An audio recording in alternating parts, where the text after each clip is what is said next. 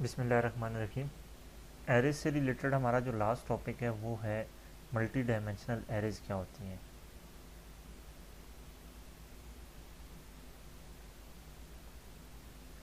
और multi dimensional arrays वो arrays होती हैं जिसमें आप एरेज की एरेज बना रहे होते हैं, तो आप उसे कहते हैं ये आपकी मल्टी डायमेंशनल एरे है। इसकी मैं सिंपल एग्जांपल आपको ये देता हूँ। सपोज़ करें आपके पास एक एरे है रो 1 इज इक्वल टू 1 2 3। एक एरे है आपकी रो 2 इज इक्वल टू 5 6 7। और एक और आपकी एरे है रो 3 4 8 9, जो भी आप इसे कह दें। ये आपकी तीन एरेज हैं। आप चाह रहे हैं कि आप इसका एक मैट्रिक्स बना लें। ठीक है, आपको मैट्रिक्स का पता है कि मैट्रिक्स में क्या होता है, रोज़ और नंबर ऑफ़ कॉलम्स ही होते हैं। तो आप चाह रहे हैं कि एक ऐसा मैट्रिक्स बना लें कि जिसका ये पार्ट हो जाए ये रोज़, यानी आपकी पहले रो 1 लिखी हुई हो, फिर कॉमा हो, फिर रो 2 लिखी हुई हो, फिर उसके बाद कॉमा हो, फिर रो 3 लिखी हुई हो, और ये आपका मैट्रिक्स फिनिश हो जाए। तो आपकी जो ओवरऑल आउटपुट आपको नज़र आ रही हो वो इस फॉर्म में हो जिस तरह से ये आपको नज़र आ रही है। तो ऐसा ये चीज़ अचीव करने के लिए आपको क्या करना पड़ता है कि आपको एक और एरे बनानी पड़ती है जिसके अंदर जिसके एलिमेंट्स आपकी ये एरेज ही होती हैं। ठीक है, जिस तरह ये मैंने यहाँ पे लिखा हुआ है कि आपने इसके एलिमेंट क्या हैं, पहली एरे, दूसरी एरे और तीसरी एरे। तो ये चीज़ आप कैसे अचीव कर सकते हैं, आप जिस टाइम पे जो भी ये मैट्रिक्स, आप इसका नाम लिख दें, मैट्रिक्स बनाने की कोशिश करेंगे, तो आपको यहाँ पे इसे बताना चाहेगा कि आपकी इंटीजर टाइप की एक एरे बनेगी और उसके अंदर भी एरेज होंगी।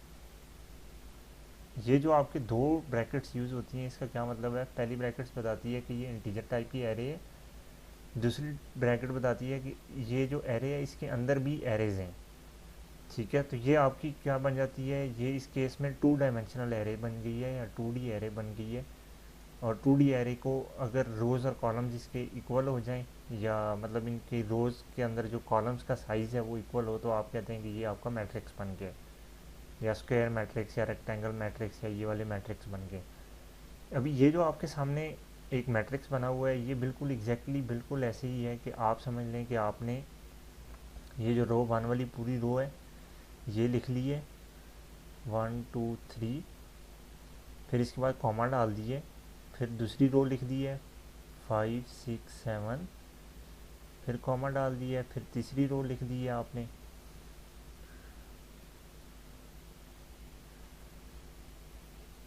4 8 9, और उसके बाद इसको क्लोज कर दिया है। यानी ये आपकी एक एरे हो गई है यहाँ से लेके यहाँ तक, और इस एरे के अंदर ये आपके तीन एलिमेंट्स हैं, ये एलिमेंट इसका 0 है, ये एलिमेंट इसका 1 है, और ये एलिमेंट इसका 2 है। और इन साइड क्या है कि ये जो 0 नंबर वाला एलिमेंट के अंदर जो एरे है तो ये इसका अपना एलिमेंट है, ये इसका एलिमेंट 0 है, ये 1 है, ये 2 है, ये इसका एलिमेंट 0 है, ये 1 है, ये 2 है, ये इसका एलिमेंट 0 है, ये 1 है और ये 2 है। और ये दोनों एरेज जब इकट्ठी बन गई हैं तो आपने क्या कहा है कि ये कौन सी है, इंटीजर टाइप की एक एरे है जिसके अंदर भी एरेज हैं, और इसका नाम आप जो भी लिखते हैं, इस केस में मैंने इसका नाम लिख दिया, ये क्या है, ये मैट्रिक्स है। तो आप इस तरह से आप क्या बना रहे हैं, मल्टी डायमेंशनल या 2 डायमेंशनल एरे बना रहे हैं। और अगर आप एक ऐसी एरे बना लेते हैं कि जिसके एलिमेंट्स ये 2 डायमेंशनल एरेज होंगी, तो आप कहते हैं कि ये 3 डायमेंशनल एरेज आपकी बन गई है। जैसे कि मैं आपको एग्जांपल दूं, सपोज़ करें कि आपने मैट्रिक्स बना लिए M1 इज इक्वल टू, और इसके अंदर आपने 1 2 3 4 ये दो एरेज बना ली थी। सेम इसी तरह आपने एक और मैट्रिक्स बना ली है M2, सेम इसी तरह आपकी मर्ज़ी है, बस 2 भी रहने दें तो भी ठीक है, बात आपको समझ आ जाएगी। इसके अंदर भी ये इसके अंदर मज़ीद इसकी अपनी कोई 2 एरेज इसके अंदर होंगी, जैसे 3 4 9 7, ये 2 एरेज इसकी हैं। तो अब अगर आप एक और मैट्रिक्स बनाते हैं 3m3d, 3D मैट्रिक्स बनाते हैं, तो उसके अंदर आप क्या लिखते हैं, आप लिख दें m1 m2। तो ये बेसिकली आपने क्या कहा है, इसके एलिमेंट्स क्या आपने कर दिए हैं m1 और m2, और m1 के अंदर फर्दर क्या है, जब m1 को फर्दर आप एक्सप्लोर करें तो उसके अंदर क्या है जी, उसके अंदर 1 2 और 3 4 2 एरेज हैं। और इसी तरह इसके आप फर्दर एक्सप्लोर करें तो इसके अंदर क्या आपको नज़र आएगा, 3 4 और 9 7, इसके अंदर फर्दर 2 एरेज हैं। तो अभी देखें कि ये जो एरे आपकी नई बनी है, इसके अंदर जितनी भी एरेज आपने रखी हैं, इनमें हर एरे के अंदर फर्दर अंदर 2 डायमेंशनल एरेज थी। मतलब ये m1 भी 2 डायमेंशनल एरे को शो कर रहा है, ये m2 भी 2 डायमेंशनल को कर रहा है, और ये जो m3 आपने बनाया है इसके अंदर आपकी 2 डायमेंशनल एरेज हैं। तो ये एक्चुअली आप इसको कैसे रिप्रेजेंट करते हैं कि ये आप एक आपने इंटीजर टाइप का मैट्रिक्स बनाया है या एरे बनाई है जिसके अंदर आपकी 2 डायमेंशनल एरेज के भी एलिमेंट्स हैं। तो आपको ये 3 लगाने पड़ेंगे ब्रैकेट्स। तो इसका क्या मतलब हुआ कि अब ये जो एरे बन रही है इसके एलिमेंट्स क्या होंगे, इसके एलिमेंट्स 2 एरेज वाले मेंबर होंगे, कि ऐसे मतलब 2 डायमेंशनल एरेज इसकी मेंबर्स होंगी। और जब आप 2 डायमेंशनल एरेज बनाते हैं तो आप इसके अंदर क्या बताते हैं, इसके मेंबर्स कौन से होंगे, कि इसके मेंबर्स आपके 1 डायमेंशनल एरे होगी। और जब 1 डायमेंशनल एरे आप बनाते हैं, जिस तरह अभी हमने यहाँ पे बनाई थी ये, तो आप इसमें क्या बताते हैं कि इसके मेंबर्स क्या होंगे, कि इसके मेंबर नॉर्मल ही होंगे, इसके अंदर कोई एरे वगैरह नहीं है, बस इसके नॉर्मली मेंबर्स बनेंगे।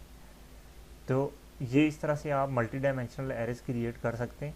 और फिर अगर आपने इनको एक्सेस करना हो तो 1 डायमेंशनल एरेज के लिए आपको एक लूप लगाना पड़ता है, आप फॉर लूप लगाते हैं। मैं इसको आपको सेपरेट एक स्क्रीन पे करके दिखाता हूँ। सपोज़ किया कि ये आपकी एक एरे थी, a इज़ इक्वल टू 1 2 3। तो आपने इसको एक्सेस करना था तो आप क्या कहते थे, for int i is equal to 0, 0 से स्टार्ट करें, less than a dot length तक जाएं, i प्लस प्लस कर दें, और उसके बाद इसके अंदर जो कुछ भी आपने करना है करेंगे। अब फ़र्ज़ किया कि आपने एक और एरे बना ली है यहाँ पे, इंट जो 2D एरे है, a2d इज़ इक्वल टू, कि इसके अंदर फर्दर क्या है, फर्दर एरेज हैं 1 2 3 4, ये एक एरे है इसके अंदर, कॉमा दूसरी एरे क्या है 5 6 7 8। ये अब इसके अंदर 2 एरेज हैं। तो अब इसको आपने एक्सेस करना है तो आपको एक लूप चलाना पड़ेगा जो पहले इस इंडेक्स को एक्सेस करेगा, फिर इस इंडेक्स को करेगा, और फिर उसी लूप के अंदर रहते हुए आपको दूसरा लूप चलाना पड़ेगा जो इसको इसको इसको और इसको एक्सेस करेगा बारी बारी। तो आपको क्या करने पड़ेंगे, अब 2 लूप लगाने पड़ेंगे। पहला लूप आपका क्या चलेगा, for int i is equal to 0, i is less than, अब ये देखें a2d है ना, a2d डॉट लेंथ, और i प्लस प्लस, ये आपका चलेगा पहला लूप। तो ये कितना मैक्सिमम चलेगा, a2d एरे जो है इसके कितने एलिमेंट हैं, इसके 2 एलिमेंट हैं, एक एलिमेंट ये है, एक एलिमेंट ये है।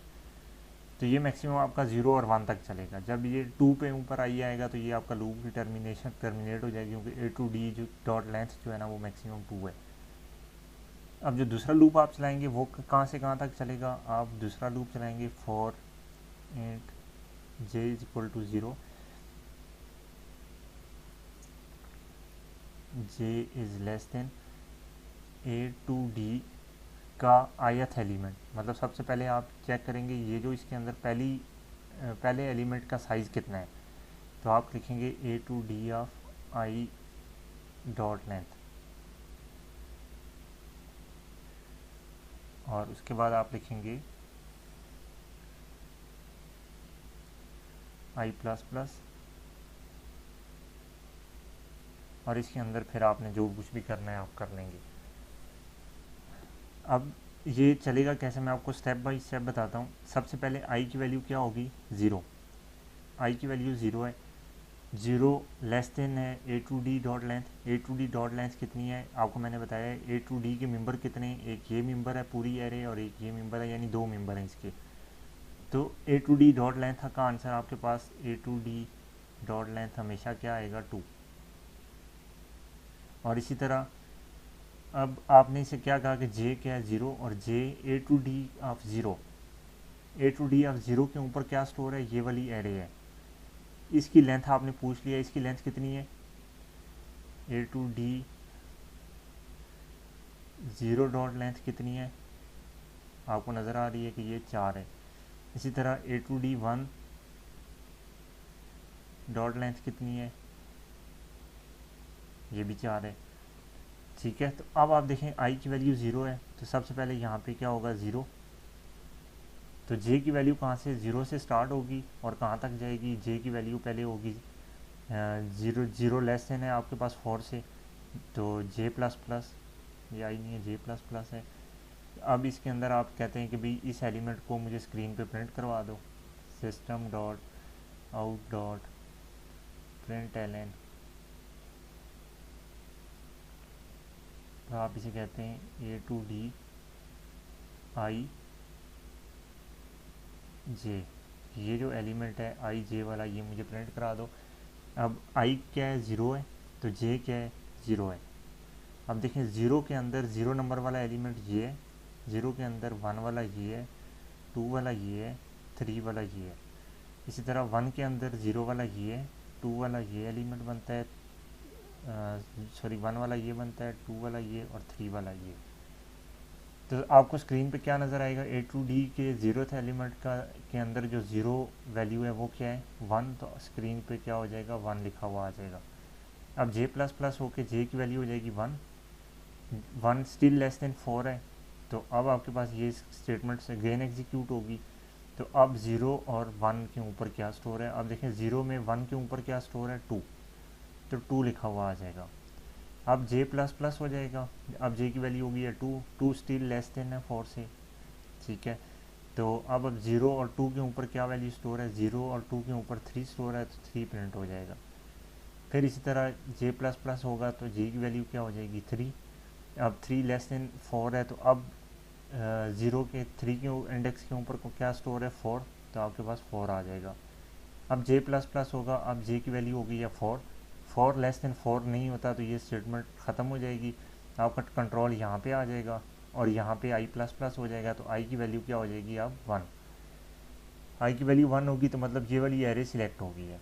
अब इस एरे के अंदर आपने क्या कहा है कि जे 0 से स्टार्ट करेगा और मैक्सिमम 4 तक जाएगा, तो आप 0 0 क्यों, अब यहाँ पे आई की वैल्यू होगी है 1। अब 1 0 के ऊपर क्या स्टोर है, 1 में 0 के ऊपर 5 स्टोर है, इसी तरह 6 7 और 8, और ये फिर उसके बाद अगेन इस फॉर लूप से निकलेगा, यहाँ पे जाएगा, आई की वैल्यू 2 है, 2 स्टिल लेस देन 2 नहीं हो सकता, तो ये कंडीशन भी खत्म फॉल्स हो जाएगी और लूप आपका एग्जिट हो जाएगा। तो इस तरह से आप क्या करते हैं, एक 2D एरे के लिए आपने उसके 1 बाय 1 सारे एलिमेंट्स को प्रिंट करवा लिया। अगर आपके पास एक 3D एरे होती तो फिर उस केस में आपका क्या होता, आप अगेन एक और इसका आउटर लूप एक और लगा देते।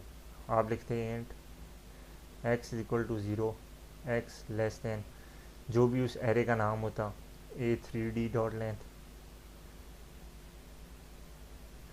और आप कहते हैं x प्लस प्लस, फिर इसके अंदर आप यहाँ पे कहते हैं a2d of x dot length, और फिर उसके अंदर फर्दर आप यहाँ पे आके कहते हैं a2d x और i जो है ना डॉट लेंथ, तो और आखिर में आप यहाँ पे जाके प्रिंट करवाते x i और j की वैल्यू जो है ना वो प्रिंट करा दो, तो आप उस पूरे के पूरे 3D एरे जो है उसको एक्सेस कर लेते। तो इस तरह से आप किसी भी 2D एरे या 2 डायमेंशनल एरेज के एलिमेंट्स को एक्सेस कर सकते हैं। तो आई होप कि ये आपको समझ आ गया होगा कि 2 डायमेंशनल एरेज को कैसे एक्सेस करते हैं और कैसे बनाई जाती है। और इसके अंदर एक चीज़ और जो है, जिस तरह से आप 1D एरेज़ को लिखने के लिए आप ये जो ब्रैकेट्स हैं ये वेरिएबल के साथ भी लगा सकते हैं, इनको जो वेरिएबल का नाम है उससे पीछे भी लगा सकते हैं, और जो वेरिएबल का नाम है उसके आगे भी लगा सकते हैं। सेम इसी तरह 2D एरेज़ के अंदर भी ये जो दो ब्रैकेट्स के सिंबल आपके लगते हैं ये आप वेरिएबल के साथ भी लगा सकते हैं, ये आप दोनों नाम के साथ भी लगा सकते हैं उससे पीछे, इन दोनों को आप नेम से आगे भी लगा सकते हैं। ठीक है, इन दोनों की मतलब डिक्लेरेशन में और कोई फ़र्क नहीं है। फ़र्क इन दोनों में क्या है कि जो 1D एरे है इसके एलिमेंट्स क्या होते हैं, हमेशा कोई नंबर होंगे, चाहे या फिर आपके कोई डाटा टाइप जो आपने इसको बताई है उसकी वैल्यूज़ होंगी। जबकि 2D एरेज़ के अंदर क्या होगा कि इसके मेंबर हमेशा एरेज ही होंगी, मतलब इसकी डायरेक्ट नंबर या वैल्यूज़ आप नहीं लिख सकते, इसके मेंबर हमेशा एरेज ही होंगी। और एरेज कौन सी, 1 डायमेंशनल एरेज इसके मेंबर होंगी। और इसी तरह 3D एरे अगर आप बनाएंगे तो उसके मेंबर क्या होंगे, उसके मेंबर 2 डायमेंशनल एरेज ही उसके मेंबर्स होंगी।